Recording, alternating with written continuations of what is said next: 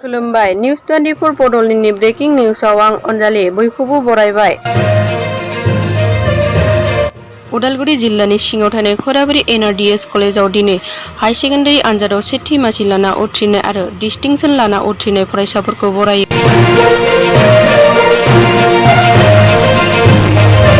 गासै सा 66 फरायसाफ्रा आनजाद होदोंमोन। बिनिनो गासै फरायसायानो उथ्रिनो हाजोबो।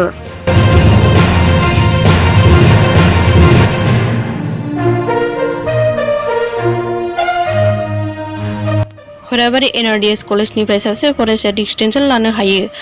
85.40 जौखोन्दो लाना मानु कृष्ण कसारिया सेथि मासियाव सा 15, नैथि मासियाव सा 90 आरो थामथि मासियाव सा 91 फरायसा उथ्रिना NRDS कलेजनि लोगोसे हालामनि मुं लाखियो। देग्लायनि HS आनजादनि फिथाइखौ फोरोंगिरि बिथांमोना गोजोननाय फोरमायदों।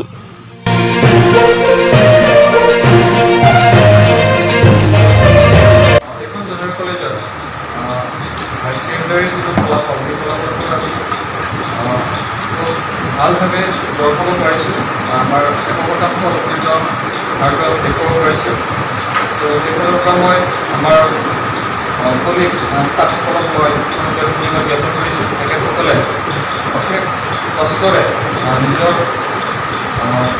প্ৰতিভাখিনি ল'ৰা ছোৱালীৰ মাজত দাঙি ধৰিব পাৰিছে।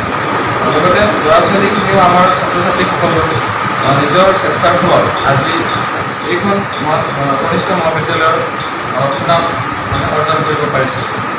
ডাইৰেক্টৰ হিচাপে জাষ্ট এটা বস্তুৱে ক'ব বিচাৰিছোঁ যে 2007 চনৰ পৰা আমি NRDSৰ লগত জড়িত হৈ আছোঁ। 2007 চনত NRDS এষ্টাব্লিছমেণ্ট হৈছিলে ভকেশ্যনেল ট্ৰেইনিং চেণ্টাৰ হিচাপে। বিশেষকৈ আমি তেতিয়া কম্পিউটাৰ এডুকেশ্যনৰ ওপৰত গুৰুত্ব দিছিলোঁ।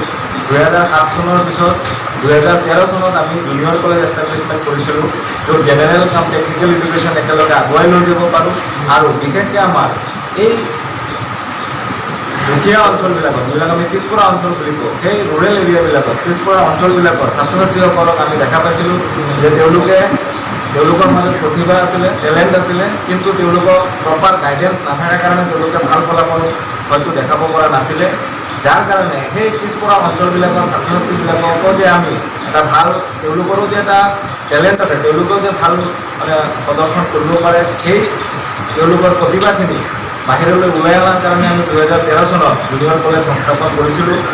বৰ্তমান NRDS জুনিয়ৰ কলেজ 7খন আছে আমাৰ খৰিয়াবাৰীত আদি কৰি। আমাৰ ওচৰত টংগাৰ পৰা ধৰি ডিপিলা, ইয়াৰ ওপৰত আমাৰ খৰিয়াবাৰী, ভুৱেশ্বৰ, ধমধমা, ডিমাকুচি, ওৰাং, এনেকৈ টোটেল আমাৰ 7খন জুনিয়ৰ কলেজ আছে। চ' এই বছৰ প্ৰত্যেক বছৰে আমাৰ কোনোবা ছাবজেক্টত আমাৰ অল অসম টপাৰ থাকেই। যেনেকৈ আমাৰ খৰিয়াবাৰীৰ পৰাও এডভান্স বৰ্ডত একবাৰ অল অসম টপাৰ হৈছে। এই বছৰ আমাৰ MIL বড়ো ভুৱেশ্বৰৰ পৰা অল অসমৰ ভিতৰত প্ৰথম স্থান পাবলৈ সক্ষম হৈছে, 100ৰ ভিতৰত 99 পাইছে।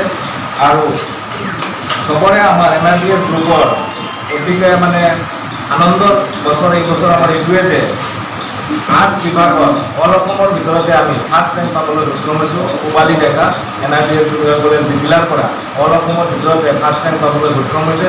তো সেই ক্ষেত্ৰত আমাৰ যিটো আশা আছিলে, আমাৰ NRDS গ্ৰুপৰ মেনেজমেণ্ট বডি লগতে আমাৰ টিচাৰ্ছসকলৰ যিখিনি আশা আছিলে যে আমি এদিন হয়তো আমি ষ্টেণ্ড কৰাবলৈ সক্ষম হ'ম, সেই আশাটো আমাৰ পূৰণ হৈছে। যিখিনি আমাৰ কনফিডেঞ্চ আছিলে, তো সেই ক্ষেত্ৰত এই বছৰ বিশেষকৈ আমি অতি আনন্দিত যে আমি এই পিছপৰা বা আমি দুখীয়া এই ৰুৰেল অঞ্চলৰ পৰা আমাৰ ছাত্ৰ ছাত্ৰীসকলক ভাল ফলাফল কৰিবলৈ সক্ষম হৈছে।